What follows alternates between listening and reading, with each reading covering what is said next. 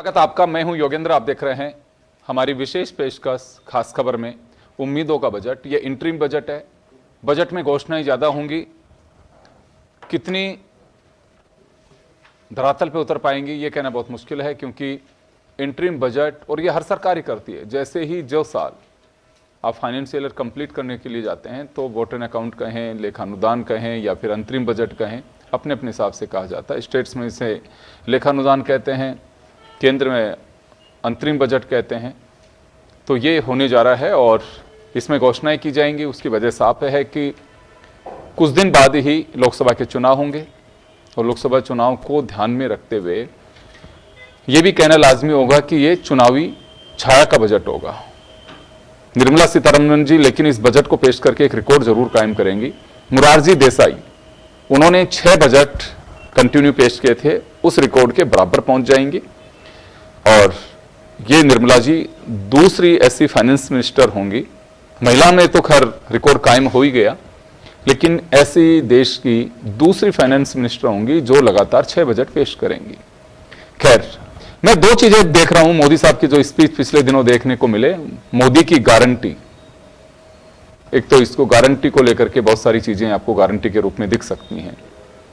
दूसरा, उन्होंने जातियों में 4 जातियां बताई हैं। हम 4 वर्ण पढ़ते आ रहे थे कि ब्राह्मण, राजपूत, ब्राह्मण, क्षत्रिय, वैश्य, शूद्र, लेकिन अब 4 जातियां हो गई हैं। और ये जातियां महिला, किसान, युवा और मजदूर। तो मुझे लगता है कि मोदी साहब इसको फोकस करने की पूरी कोशिश करेंगे। तो हमारे साथ उम्मीदों के बजट में बाबूलाल गुप्ता साहब, खाद्य पदार्थ व्यापार महासंघ के राजस्थान के अध्यक्ष हैं। सचिंद्र मिश्रा साहब हमारे साथ चार्टर्ड अकाउंटेंट हैं। कुश शर्मा हमारे साथ छात्र हैं और रामपाल जी जाट हमारे साथ किसान जुड़ रहे हैं भी। बाबूलाल जी, आपके पास में आना चाहूँगा। सबसे बड़ी फिक्र तो ये होती है आदमी को अपने घर को चलाने की। ये हर बजट से उम्मीद की जाती है, हम लोग चर्चा भी करते हैं। मिडिल कास्ट या मिडिल जो हमारे यहाँ एक तबका है, उसको लेकर के पहला बजट जब जेटली साहब ने 2014 में पेश किया था तो हालात खुद पे छोड़े थे। इलेक्शन के साये में ये बजट आ रहा है, तो अभी भी कुछ उम्मीद कर सकते हैं कि ये, मैं इस वजह से पूछ रहा हूँ क्योंकि आपके यहाँ से एक बड़ा बजट घर का होता है कि मेरे को खाने के लिए क्या चाहिए। अगर किचन मजबूत होती है तो उससे लगता है कि आदमी के चेहरे पे मुस्कान भी है। देखिए, मध्यम वर्ग तो हमेशा ये सोचता ही रहता है कि कुछ ना कुछ इस बजट में आएगा, मुझे राहत मिलेगी, क्योंकि ये देखा गया है कि अमूमन ये कहते हैं कि 60% लोगों को तो हम राशन बांट देते हैं और सिलेंडर में भी सस्ता दे देते हैं और दुनिया भर की और व्यवस्थाएं होती हैं तो उसमें शामिल कर लेते हैं, एजुकेशन में कुछ छूट दे देती हैं, ये सब हो जाता है। परंतु मध्यम वर्ग है, जो मिडिल क्लास है, वो मिडिल क्लास कभी तो ऊपर वाले की तरफ देख करके खर्चा कर लेती है और कभी नीचे की देख करके अपने व्यवस्थाओं को मजबूत करती है, परंतु हो कुछ भी नहीं पाता और उसका बजट हमेशा गड़बड़ा ही रहता है। और अभी भी जो अपेक्षाएं की गई हैं, ऐसा मैं मान के चलता हूं कि जैसे कि भाई कम से कम 7 लाख को बढ़ा करके 8 लाख तो कर ही देंगे, अगर ज़्यादा भी नहीं करेंगे तो। जो छूटें पहले मना कर दी गई हैं, शायद वो छूटें वापस से इसमें शामिल कर ली जाए।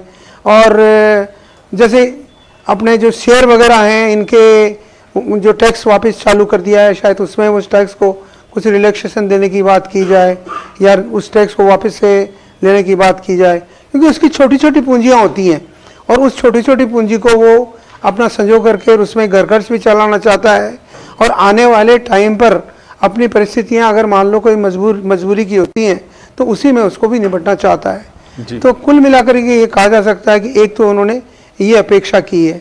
अब दूसरी उन्होंने ये है कि भाई जीएसटी आपने सब जगह लगा दिया, पूरी जगह लगा दिया, यहाँ भी वहाँ भी कई जगह आप छोड़ी नहीं।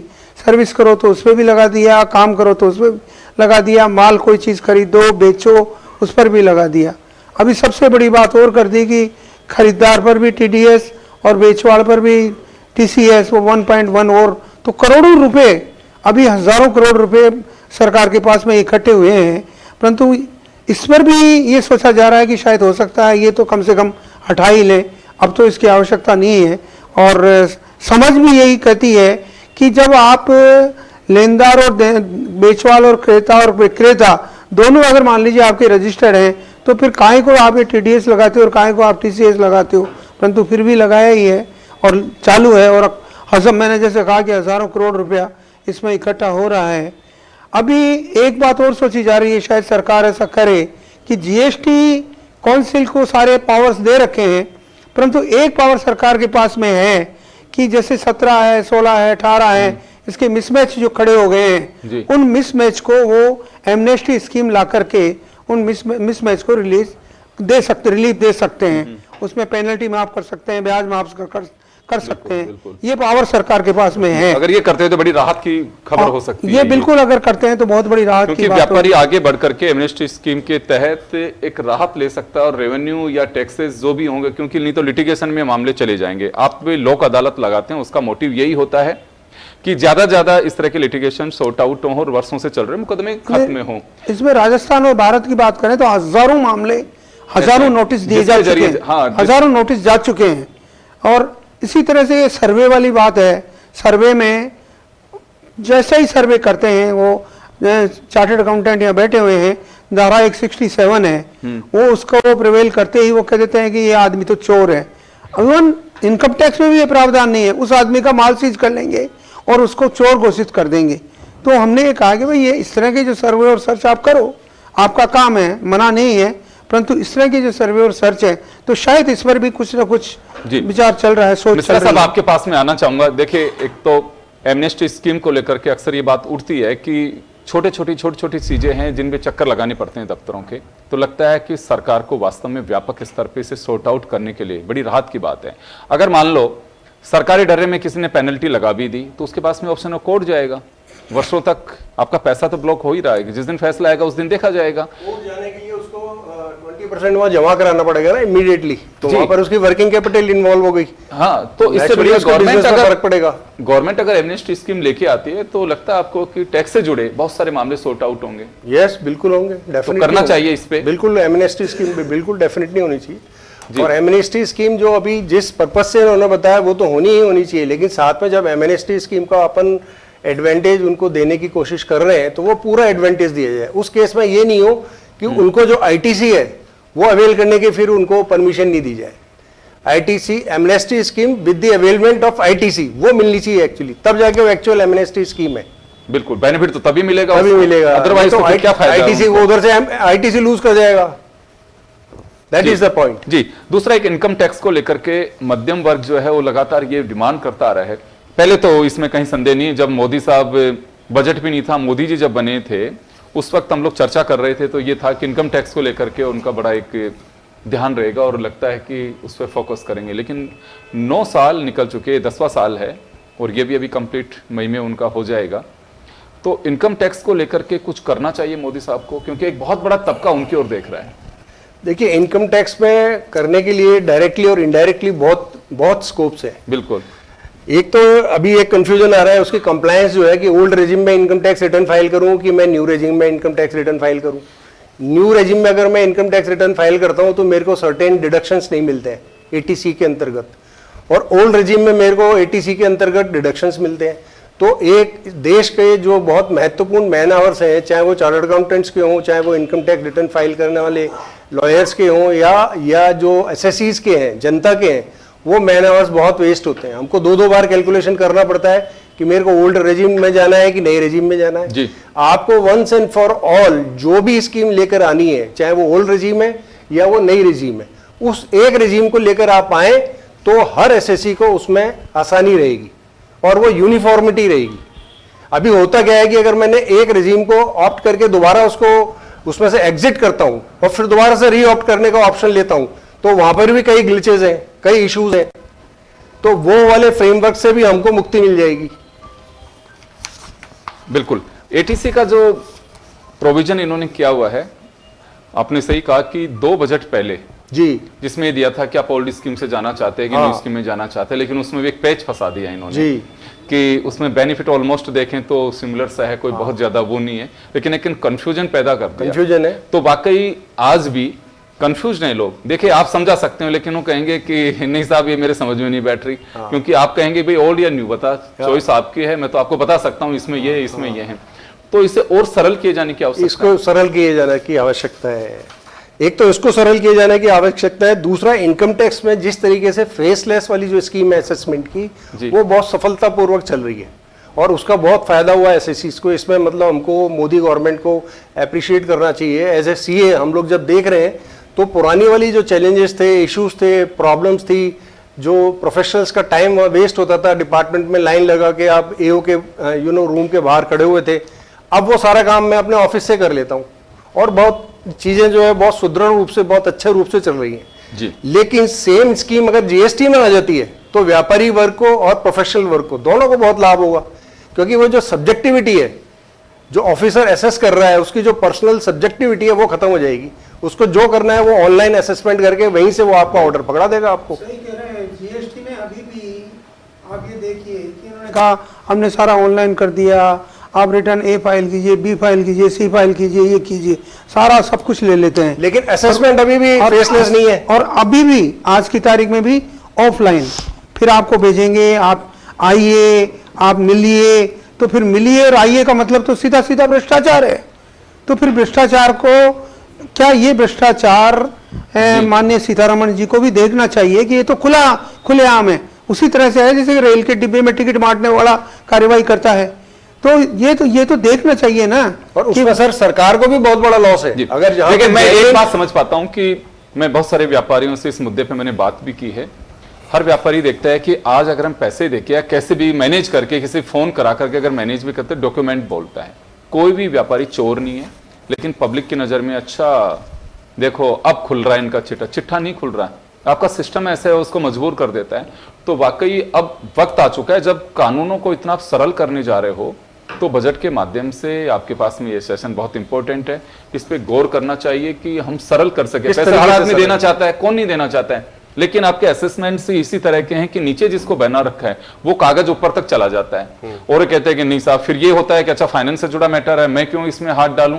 वो टिप्पणी एक जो करके भेज देता है वो पूरी फाइल खराब करता है। बिल्कुल तो वाकई कुछ ऐसे निर्देश देने चाहिए, क्योंकि बाबूलाल जी हैं, बहुत सारे और भी लोगों से मैंने बात की, उत्तराखंड भी मैंने बात की, बहुत सारे व्यापारियों को, क्योंकि कॉमन है, यूनियन बजट है ये, तो कि व्यापारी बिल्कुल चोर नहीं है। एक तो धारणा बिल्कुल सरकारों को भी निकाल देनी चाहिए, मीडिया को भी निकाल देनी चाहिए और आम जन को भी निकाल देनी चाहिए, क्योंकि आप लोग मजबूर करते हैं उसको दाएं बाएं करने के लिए। नहीं सर, इसमें एक चीज से मैं आपको सरकार से थोड़ा सा I would take a side with the government, कि सरकार के पास क्या है कि आप ये बात बिल्कुल सही कर रहे हैं कि सर 90% व्यापारी चोर नहीं है। हाँ। लेकिन अभी भी 10-5% व्यापारी कुछ ऐसे हैं जो किसी न किसी तरीके से आईटीसी की चेन को ब्रेक करने में लगे हुए हैं, और आईटीसी का जो फायदा गवर्नमेंट को या व्यापारी को जो मिलना चाहिए वो नहीं मिल पा रहा है, और उस तरह से वो टैक्स चोरी कर रहे हैं।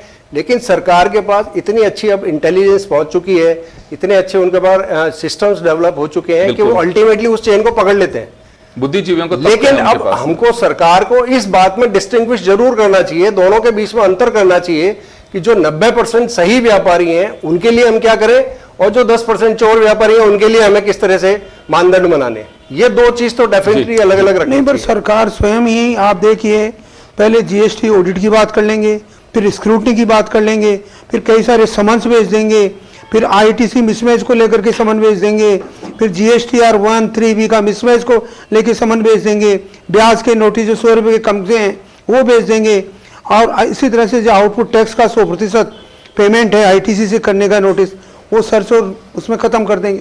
तो ये इतने सारे मामले अगर वो इसी तरह से करते रहे तो आप ये देखिए कि क्या क्या क्या करना चाहते हैं। अल्टीमेटली ये जीएसटी को जीएसटी रखना चाहते हैं या जीएसटी केवल व्यापारी के लिए एक हवा खड़ा करना चाहते हैं। मतलब इतनी सारी चीजों को आप क्यों नहीं मतलब सोल्व करते हो। ये तो जब जीएसटी काउंसिल आपने बिठा दी, अब जो सारे मिनिस्टर्स हैं वो पूरा आपका देख रहे हैं, उसमें उस जीएसटी काउंसिल के सारे लोगों को क्या इतना सारा नहीं दिखाई दिया कि एक सीटीओ के हाथ में अभी भी आपने वोकेबल पावर दे रखे हैं, जो आज से पहले थे, आपके जीएसटी लगने से पहले थे, वही पावर्स उनको दे रखे हैं। उसी तरह से वो आदमी उसको परेशान करता है, बुलाता है ऑफलाइन, जैसे मैंने कहा कि नोटिस। एक बात मैं कहना चाहूंगा कि अक्सर मैं सुनता था बहुत बचपन से कि एक तो लाल फीताशाही और एक इंस्पेक्टर राज। मैं बहुत बार सुनता हूं, कई बार हम डिबेट भी करना शुरू किया जन टीवी में, तो बाबूलाल जी सालों पहले से कहते हैं कि इंस्पेक्टर राज को स्मूथ करना चाहिए। मैं ये नहीं कहता हूं खत्म करो, क्योंकि इंस्पेक्टर राज का मतलब एक सिस्टम हो गया, लेकिन इसे स्मूथ करिए। आज भी वो इंस्पेक्टर राज कायम है, और जिसकी ये जिक्र कर रहे हैं वो एक व्यापारी की पीड़ा भी जाहिर होती है कि आप किसी को राइट दे करके वो इतना और एक्शन में आ जाता है कि व्यापारी को इतना दबाने की कोशिश करते हैं कि आप मिल लीजिए, मिलने क्यों मिल लीजिए आपसे, ये बहुत सारी चीजें। चलिए, कुछ मोदी साहब की जो जातियां हैं उनमें से युवा, महिला, मजदूर और किसान हैं, तो यूथ को उम्मीद है, क्योंकि एक वर्ग से आते हैं आप लोग। सबसे पहले जन टीवी का धन्यवाद कि हमने जब राज्य सरकार का जो बजट आया था, जो उस पर चर्चा की थी, वो सटीक बैठी थी। आज फिर से जिस तरह यूनियन बजट आने वाला है, तो उस पर 4 वर्ण पे फोकस किया जा रहा है, जिस पर ज्ञान कह रहे हैं कि गरीब है, युवा है, नारी है, अन्नदाता भी है। तो युवाओं के लिए जो बात की जा रही है, जैसे केंद्रीय मंत्री जी का एक बयान आया है, पीयूष गोयल जी का, कि इस बार का जो बजट है वो चुनावी बजट नहीं है और रेवड़ी वाला बजट नहीं है। मगर कहीं ना कहीं चुनाव जब आने वाले हैं, लोकसभा के चुनाव, तो पब्लिक सब जानती है और समझती भी है कि कहीं ना कहीं एक लोकसभा चुनाव को लेकर एक बड़ी घोषणाएं भी की जा सकती हैं। युवाओं की जनसंख्या जिस तरह से बढ़ रही है, और कई सर्वे रिपोर्ट आई हैं जिसमें बेरोजगारी जो की दरें बढ़ भी रही हैं, और कई बता रहे हैं कि घटी भी हैं। और G20 को लेकर जिस तरह से आज हम जहाँ जयपुर में बैठे हैं, वहाँ भी चर्चाएं हुई थी। मतलब वो कितनी सिद्ध होती है वो तो कल ही मालूम चलेगा, बट हमारे युवाओं की अपेक्षाएं ज़्यादा हैं कि जिस तरह से भारत सरकार की आत्मनिर्भर भारत रोजगार जो योजना चल रही है, वो उसमें कहीं ना कहीं विस्तार होना चाहिए, और विस्तार हो जाए तभी युवाओं को रोजगार मिलेगा। जिस तरह से कंपनियों को एक स्टाइपेंड जो दिया जाता है, तो वो इस योजना के तहत मिलता है। तो युवाओं को मेन अपनी जो परीक्षा उन्होंने दी हैं वो सटीक समय पर हों। यूनियन बजट में मतलब ये नहीं कि दिल्ली की जो परीक्षाएं वो समय पे हो रही हैं, राजस्थान की नहीं हो रही। तो यूनियन बजट में परीक्षाओं के बाद जो रिजल्ट आ रहे हैं, वो समय पे परिणाम आने के बाद उनको जो रोजगार जो मिलना चाहिए, वैकेंसीज भी होनी चाहिए। बिल्कुल बिल्कुल। सबसे बड़ी बात आती है कि युवाओं को रोजगार के अवसर मुहैया होने चाहिए, और उनके लिए कुछ ऐसी व्यवस्था हो। सिस्टम को, यहाँ पे भी एक सिस्टम को दुरुस्त करने की ज़रूरत है, और एक कैलेंडर जारी करने की ज़रूरत है कि आपके इस तरह से एग्जाम्स होते हैं, उसके रिजल्ट्स इतने टाइम में, एक टाइम बाउंडेशन का प्रोग्राम होना चाहिए। क्योंकि हम आज AI के युग में हैं, और ये मुझे नहीं लगता कि हम इसे बेहतर नहीं कर सकते हैं। कहीं पर अगर होता है तो यूथ को सबसे बड़ी ज़रूरत होती है कि रोज़गार अगर सरकार के भी नहीं तो अवसर मिलने चाहिए। अवसर कब मिलेंगे? जब आपका व्यापार उद्योग, आपका इन्वेस्टमेंट आएगा। इन्वेस्टर को जरूर नहीं है कि आप FDI आए यहाँ पे, आपका अपना कुछ इन्वेस्टर है, आप उसे प्रमोट करिए। और सरकारें मानती भी हैं। आजकल सबसे रोचक बात देखिए, कुछ यहाँ पे कोई भी गवर्नमेंट, स्टेट गवर्नमेंट हो चाहे यूनियन गवर्नमेंट हो, ये नहीं कहते कि सरकारी नौकरियां इतनी, रोजगार के अवसर देंगे, हम उसी को काउंट करके चलते। चलिए, रामपाल जी हमारे साथ में हैं। जी MSME है जी, MSME आज की तारीख में सबसे बड़ा एम्प्लॉयर है। 11 करोड़ लोगों को, हाँ, सबसे बड़ा एम्प्लॉयमेंट दे रहे हैं 11 करोड़ लोगों को, और करीब 40% आप ये समझिए कि GDP का हिस्से में कहीं ना कहीं अपना भाग रखते हैं। पर उस सब के बावजूद उस MSME को कहीं भी कोई प्रोत्साहन देने की बात, हम तो सोच रहे हैं कि अब कोई बहुत सारा ऐसा पिटारा खोल दे ताकि MSME का डेवलपमेंट हो, और ये 11 करोड़ से बढ़कर के 16 करोड़ अगर हो जाए तो 5 करोड़ जो लोग हैं अनएम्प्लॉयड, कम से कम वो तो उसमें खपें, पर मुझे ऐसा लग नहीं रहा है। प्लीज जी, रामपाल जी आपके पास में आना चाहूंगा। एक तबका, एक वर्ग पहले से भी रहा है, किसान को लेकर के फोकस भी किया जाता है चर्चाओं में। बजट पे कितना असर होगा ये तो मैं नहीं कह सकता, क्योंकि निर्मला जी का अपना प्रिविलेज राइट है, और इस बजट से उम्मीद कर सकते हैं, क्योंकि चुनाव है। बेशक पीयूष गोयल साहब इसे खारिज करें कि नहीं ये रेवड़ी वाला बजट नहीं होगा, चुनावी बजट नहीं होगा, लेकिन मैं इसमें कोई अन्याय या अनर्थ भी नहीं मानता हूं। क्योंकि होता है ये, राजनीतिक दल बेशक कहें कि देखिए सत्ता हासिल करना हमारा लक्ष्य नहीं। हर राजनीतिक दल और हर कार्यकर्ता का एक ही मकसद होता है राजनीति में आने का, वो होता है कि सत्ता की कुर्सी पर हम कैसे बैठ सकते हैं। फिर भी मुझे पता नहीं है कि क्यों कहते हैं कि, ये तो अंडरस्टूड बात है कि हम स्कूल जाते हैं कि साहब मैं पढ़ने के लिए नहीं आया हूं, तो भाई पानी पिलाने थोड़ी आए हो आप वहां पे, इसमें कोई गुनाह भी नहीं है, लेकिन स्वीकार नहीं करते हैं।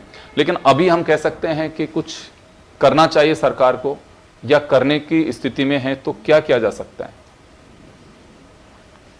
योगेंद्र जी, आपने आज एक बड़ी जोरदार बात कह दी कि हमारे राजनेता जो कहते हैं उससे उल्टा चलते हैं। इसलिए ये जो कहते हैं कि हमको ये नहीं चाहिए राज, वो सबसे ज्यादा राज के लिए ही लालायित रहते हैं। इसलिए मैं तो ये सोचता हूं कि अभी राजनीति में ये तो शुरू होना चाहिए सत्य बोलने का युग। कथनी करनी में अंतर तो नहीं रहे, तुम क्या करोगे नहीं करोगे तो बात की बात। हम रेवड़िया नहीं बांटेंगे, रेवड़िया बांटेंगे, तो रेवड़िया कहते किसको है? इसलिए इसको परिभाषित करना पड़ेगा। और इस परिभाषित के साथ मैं इतना कहना चाहूंगा, कृषि ये वर्ग नहीं है। हमने जब इसको वर्ग मान लिया वहीं भूल कर गए। तो सरकार स्वयं उनको सारे डॉक्यूमेंट्स को पढ़ो, वो कहती है कृषि क्षेत्र भारत की अर्थव्यवस्था की रीढ़ है। तो रीढ़ कोई पार्ट थोड़ी है, रीढ़ तो पूरे शरीर को खड़ा रखने का आधार है। तो जो पूरे देश को खड़ा रखने का आधार है, तो भाई जो जितना प्रतिशत है जनसंख्या में उतना प्रतिशत दो ना बजट, लेकिन नहीं देंगे। अभी भी 3% से ऊपर नहीं बढ़ता कृषि का बजट। तो ये जो स्थिति हमारी जनसंख्या भारत सरकार की 2011 की जनगणना के अनुसार भी 58.2%, ये तो है जो शुद्ध खेती करते हैं, और जिनकी खेती पर निर्भरता है वो तो 75% है। तो आप 75% की यदि चिंता नहीं करोगे तो देश आगे बढ़ ही नहीं सकता। इसलिए देश के माथे के कलंक पर जो है आत्महत्याओं का, वो रुक नहीं रही, बढ़ रही है। तो इसलिए बढ़ रही है कि आप जिनका जितना पैसा जेब से खर्च होता है वो खर्चा भी वापस नहीं था उनकी जेब में, तो करेंगे क्या? और जो आप घोषणा करते हो वो धरातल पर नहीं उतरती। तो आपने जो घोषणाएं की है उनको धरातल पर उतार दो, और एक बार बजट की समीक्षा कर लो कि इस बजट में जो हमारी धरातल पर नहीं उतरी उनको पूरी कर दें। तो मैं सोचता हूं तो भी ठीक हो जाए। लेकिन इस ढंग से विचार नहीं करते, इनका विचार वही रहता है वोट आधारित राजनीति। जब तक ये वोट आधारित राजनीति से हटेंगे नहीं तब तक ये सत्य मार्ग पर आ नहीं सकते। कहें कुछ भी, कहेंगे तो वो उसी ढंग से। लेकिन आज भी जो पूरे देश में बजटों का जो सीन है, दृश्य है, उससे तो यही लगता है कि इनको देश के कॉमन मैन की खुशहाली की चिंता नहीं है। इसलिए हर एक की चोटी अपने हाथ में रखना चाहते हैं, चाहे किसान हो, चाहे व्यापारी हो, चाहे क्या जाना चाहिए, क्या किया जाना चाहिए? इनको सबसे बड़े काम यह करना चाहिए कि ये अलग से कृषि बजट लाना शुरू करें। जो घोषणा मैं नहीं कर रहा हूं, ये भी भारतीय जनता पार्टी के राष्ट्रीय अध्यक्ष के रूप में पूरे देश में डंका बजाया था, ढोल बजाया था श्रीमान राजनाथ सिंह जी ने। मेरे को इंटरव्यू में भी कहा था उन्होंने कि एग्रीकल्चर का बजट अलग से आना चाहिए। तो वो जो कहा योगेंद्र जी, उस बात को तो 14 से तो यही है, आज तक तो लाए नहीं, 9 वर्ष हो गए उनको जी। तो ये जो काम है जो इन्होंने कहा वही कर दो ना पूरा। तो कम से कम लोगों को ये तो लगेगा भाई इनकी कत्ती करनी में अंतर नहीं, बेचारे कहते वो करते। इसी ढंग से न्यूनतम समर्थन मूल्य के संबंध में निरंतर ये और इनकी सरकार बोलती रही है, और इतना बोला है कि ये तो होना ही चाहिए। और वो भी हमारे सर्वशक्तिमान प्रधानमंत्री उन्होंने बोला है। तो जो आप बोल रहे हो वो तो कर दो। अभी मैं सुन रहा था मोदी जी के बयान, मोदी जी की गारंटी है, तो हो सकता है उस गारंटी का इस बार हमें इंतजार करना चाहिए। योगेंद्र जी, हमें बहुत अच्छा लगेगा कि मोदी जी जो गारंटी देते पूरा हो जाए। अब तक तो पूरी हुई नहीं, प्रचार में जरूर है कि मोदी की गारंटी यानी गारंटी। मैं सोचता हूं यदि मोदी की गारंटी होती तो किसानों की 2022 तक, 2 वर्ष पहले आय दोगुनी हो गई थी। तो किसानों की आय तो घटी है और भारत सरकार के आंकड़ों के अनुसार घटी है। तो आपकी कैसी गारंटी है ये? इसी ढंग से दूसरी गारंटी दी थी एमएसपी की गणना लागत की, वो 1.5 गुनी होगी लागत से। तो भाई लागत से अब तक तो 1.5 गुनी हुई नहीं, इसलिए आपने लागत का फार्मूला बदल दिया। लागत का अर्थ होता है संपूर्ण लागत, इन्होंने क्या कर दिया, आधी अधूरी लागत का 1.5 गुना कर दिया। तो भाई जो बोलो वो तो करो। इसलिए हम तो ये चाहेंगे इस बार के बजट में, क्योंकि ये लेखानुदान है जी, आधा बजट है, इस आधे बजट में भी यदि ये इंटेंशन भी दे देना कि भाई हम खेती के मामले में देश को बनाएंगे स्वावलंबी, गांव को बनाएंगे स्वायत्त, और ये जो बेरोजगारी की समस्या है ना, ये नौकरी से दूर होने वाली नहीं है। ये दूर होगी गांव में जब ग्रामोद्योग वो पनपेंगे, हम वो सब चलते ही नहीं, एक कदम नहीं चलते। आज भी बिल्कुल सारा आपकी मॉडल बात से हमारा मैं सहमत हूं, क्योंकि हमारे यहाँ अर्बन एरिया या सेमी अर्बन और क्राउडेड हो रहे हैं। हर व्यक्ति चाहता है कि मैं गांव से निकल के मेरे बच्चों की अच्छी स्कूलिंग हो, कॉलेज हो और वहाँ रोजगार भी मिल सकता है। इसी वजह से हम देखते हैं कि क्या पहले गांव में कहा जाता था कि गांव में से जब निकल के जाती हैं यार भीड़ बहुत रहती है, उस रूट को मत लीजिए। आजकल गांव बिल्कुल खाली हैं। शहर के पॉश इलाके देखिए, पार्किंगों से किस तरह से कंक्रीट के जंगल खड़े हो गए हैं। एक बड़ी बस्ती जिसमें 50 फ्लैट बने हुए हैं वो उसमें समायोजित होती है। अगर 4 लोग भी रहते हैं तो गाँव में 200 लोग ही होते हैं, वो एक बिल्डिंग के अंदर आपके हैं, तो सोचे कितने और क्राउडेड है। निश्चित रूप से हमें लोकल फॉर वोकल कह तो रहे हैं हम, लेकिन उस ओर ध्यान देना चाहिए कि हम हर चीज़ को ही लोकल फॉर वोकल बनाएं कि आपको शुद्ध हवा मिलेगी, वहाँ आपको संसाधन दे रहे हैं, हम सुविधाएं दे रहे हैं, और उस ओर थोड़ा सा जाने की आवश्यकता है। रियल एस्टेट को भी अगर आप प्रमोट कर रहे हैं तो विलेज में नई टाउनशिप्स के लिए, नई सुविधाओं के लिए आप इस तरह से करें। आप स्कूल मत बनाइए, कोई बात नहीं है, लेकिन जो टाउनशिप बनाने वाले लोग हैं उनको कुछ ऐसा बनाइए कि हाँ आप रूरल में जाकर के अगर बनाएंगे, आप स्कूल भी दीजिए वहाँ के बच्चों के लिए, आप उसमें मंदिर भी बना दीजिए, आप वहाँ धर्मशाला भी बनाइए और वहाँ लोग ले भी लेंगे, ऐसा नहीं है। उन्हीं के हिसाब से आप बनाइए। अब बहुत बड़े लग्जरियस फ्लैट मत बनाइए, गाँव के हिसाब से आप बना दीजिए। तो मुझे लगता है कि वो भी एक आपके पास में एक ऑप्शन है। मिश्रा साहब के पास में जाना चाहूँगा। सर, एग्रीकल्चर की बात की, सारी हमने बात की, क्योंकि समय हमारे पास में कम है। आप तीनों से मुझे बात करनी है। क्या लगता है कि वाकई ये इंटरिम बजट है, पहली बार नहीं आ रहा, हर बार ही आता है इलेक्शन के टाइम पे, क्योंकि उस फाइनेंशियल ईयर से पहले जो आपके पास में पैसा उसको पारित करवाना होता है और उसी दरमियान आपके पास में एक ऑप्शन होता है और एक राइट है आपका कि आप कुछ अनाउंसमेंट भी कर सकते हैं।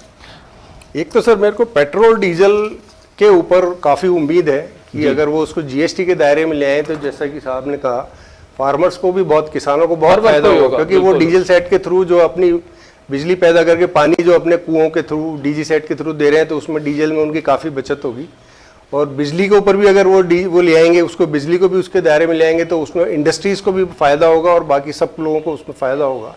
तो एक तो मेरे को ये उम्मीद लगती है पेट्रोल डीजल, हो सकता है इलेक्ट्रिसिटी को अभी वो ना लेकर आए, लेकिन पेट्रोल डीजल से मुझे पूरी उम्मीद है, क्योंकि एक तरफ तो इलेक्शंस हैं भी, तो आप नेचुरली आपको वोट्स का भी कहीं ना कहीं आपको सामने लाभ दिख रहा होगा और साथ में जनता को जो फायदा मिलेगा वो तो मिलेगा ही मिलेगा। और उसका क्या होता है, पेट्रोल डीजल का कास्केडिंग इफेक्ट भी होता है।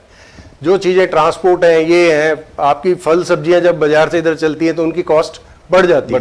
तो अगर वो सस्ता होगा तो बाकी ओवरऑल मार्केट में जो महंगाई अभी आपको दिख रही है वो उसके ऊपर काफी पॉजिटिव फर्क पड़ेगा, क्यों ट्रांसपोर्टेशन में बहुत कुछ डिपेंड करता है। इसके ऊपर मैं काफी मतलब होपफुल हूं कि इसमें अच्छा काम होना चाहिए, मेरे को ऐसा लगता है। बिल्कुल, क्योंकि एक बड़ा बेनिफिट है आपका, ट्रांसपोर्टेशन अगर सस्ता होता है तो आपका हर चीज में, आप अगर कहीं पे जा भी रहे हो आपकी यात्रा सुगम होती है, आपके बजट के अकॉर्डिंग होती है। तो वही सबसे बड़ी, आप टैक्सी भी लेकर के जा रहे हैं कहीं पे, तो क्योंकि फ्यूल अपना एक बड़ा आपका एक ड्रॉबैक होता है कि पैसा आप उसको पे कर रहे हो, क्योंकि वो भी पानी से तो नहीं चलाएगा, वो भी फ्यूल से चलाएगा। कुछ आपके पास में आना चाहूंगा, चर्चा होती होगी दोस्तों से, तो बहुत शॉर्ट में हम जानना चाहें किस तरह की उम्मीद करते हैं कि हाँ एटलीस्ट ये तो होना ही चाहिए। देखिए, युवाओं में जब चर्चा होती है, अभी भी जब मैं विश्वविद्यालय था तो हमारे इस मोदी जी स्किल डेवलपमेंट पे काम कर रहे हैं, तो कहीं ना कहीं उन्होंने स्किल डेवलपमेंट के सेंटर तो बना दिया। आज हमारे विश्वविद्यालय में भी सेंटर है, बट उसमें क्या करते हैं, 6 महीने का सर्टिफिकेट बना दिया और बोल दिया कि आपका कोर्स हो गया, रोजगार तो मिला ही नहीं, फायदा क्या हुआ। मगर कई ऐसे विद्यार्थी हैं जो खेलों में भी हैं और कई टैलेंटेड भी हैं। आज मोदी जी स्किल बेस पे जो रोजगार देते हैं, कहीं ना कहीं छोटा मोटा जो भी रोजगार है, फायदा तो है, मगर वो धरातल पे नहीं पहुंच रहा है। ये जो अपना यूनियन बजट है वो कई क्षमताओं को उजागर भी करता है कि जिस तरह से पहले के जो खेल बजट था, मतलब खेल के लिए जो बजट दिया वो कई ज्यादा दिया था। इस बार भी जैसे ग्रामीण जो खेल हुए हैं या खेलो इंडिया हुए हैं, राष्ट्रमंडल खेल हुए हैं, ओलंपिक हुए हैं, तो हमें उम्मीद है कि मोदी जी इस खेल पे यूथ का जो स्पोर्ट्स है उस पर ज्यादा ध्यान देंगे और कहीं ना कहीं रोजगार का बड़ा जरिया है वो भी। जी बिल्कुल। बाबूलाल जी, मैं 30 सेकंड में आपसे चाहूंगा क्योंकि टाइम हो चुका है। जी, सीधी सी बात करता हूँ कि भाई इनकम टैक्स में कुछ कर दें, वो हाँ, उनको सोचना चाहिए। दूसरा, 1 नेशन 1 मंडी टैक्स पूरे राष्ट्र का आप तो कम से कम सोच लो। जो शुरू में उन्होंने कहा था कि एक टैक्स एक देश रहेगा, 1 नेशन तो 1 नेशन 1 मंडी टैक्स कर दें। तीसरी बात मैं ये कहता हूँ कि जैसे मैं इन्हीं की ऐड करूँगा कि समर्थन मूल्य पे जो ये अनाउंस करते हैं, तो कम से कम सारी चीज़ें जितनी वो पैदा करता है ऐसा नहीं कि 25% लेंगे, 35% लेंगे, 40% लेंगे। जितने किसान पैदा करता है वो मंडियों के मार्फत उसको परचेज करें, ताकि जो इनकी आए दिन नापिड में क्वालिटी से लेकर के जो झगड़ा होता रहता है वो नहीं होए। और इसी प्रकार से जैसे जो MSME है, उस MSME को कम से कम, जैसे अभी एक नया एक फंदा लेकर के आ गए कि MSME जो 45 दिन में पेमेंट करेगा, तो वो जितनी बड़ी इंडस्ट्रीज हैं हमसे माल ही खरीदना बंद कर दिया। तो एक बड़ा सारा देश में एक झगड़ा चालू हो गया कि MSME को आपने दे तो दी ये छूट, तो पर ये छूट हमारे क्या काम आ गई, उसने तो बंद ही कर दिया माल लेना ही। तो इस तरह की जो व्यवस्थाएं हैं वो ठीक होनी चाहिए। चलिए, मैं माफी चाहूंगा, एक बार के लिए हम यहाँ रुकेंगे और नए पैनल के लिए साथ में होंगे। तब तक के लिए खास खबर में इतना ही। दीजिए इजाजत, नमस्कार।